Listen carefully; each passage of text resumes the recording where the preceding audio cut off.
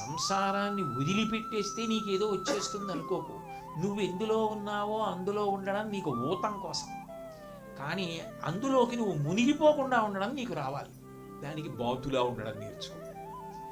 బాతు ఏం చేస్తుంది? నీళ్లలోనే ఉంటుంది, నీళ్లలోనే ఉంటుంది, నీళ్లలోనే తింటూ ఉంటుంది. ఆ రెండు చంపుటములు అందులో పెట్టి పై చంపుటానికి కన్నాలు ఉంటాయి, నీళ్లు లోపలికి పంపిస్తుంది, మూసేస్తూ ఉంటుంది. ఆ కన్నాల్లోంచి నీళ్ళు వెళ్ళిపోతాయి, కీటకాలు ఉండిపోతాయి, మింగేస్తూ ఉంటుంది.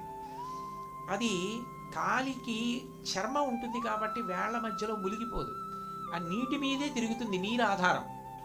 ఏ కారణం చేతనైనా నీళ్లు తన మీద పడితే రెక్కలు విదిల్చి ఆ నీళ్లు దిలిపేస్తుంది. నీళ్లలో తాను ఉంటుంది, నీళ్లలో బతుకుతుంది, నీళ్లు తన మీద పడడం ఒప్పుకోదు. సంసారమునందే ఉంటుంది, సంసారమునందుండి సారమును గ్రహిస్తూ ఉంటుంది, దాని ఎందు మునిగిపోకుండా కాపాడుకుంటుంది. అదెట్లా అంటే మరి వెంటనే చెప్తారు ఉదాహరణ. అది ఆయన ప్రజ్ఞ. గుణమయ్యి అన్నారు వివేకానంద. నేను ఏం చెప్పను? పునశ్చోత్తమ సంత్వవాది. ఏ స్థాయి వాళ్ళకైనా అర్థమయ్యేట్టు అట్లా మాట్లాడతారు మా గురువుగారు.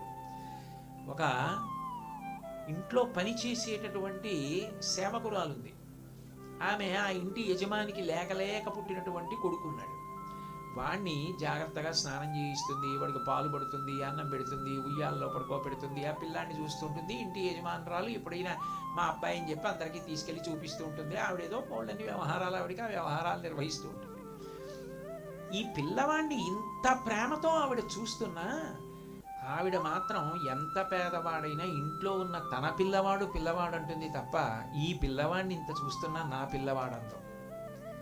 నీకు అలవాటు కాగలిగితే ఎంతమంది మధ్యలో ఉన్నా అందరినీ నా వాళ్ళని నువ్వు అంటూనే ఉన్నా, నీ జీవుడు ఈ శరీరం వదిలిపెట్టాక కూడా ఎవరితో సంబంధమో వాడే నా వాడని వాడితో కలిసి ఉండడం నీకు అలవాటు.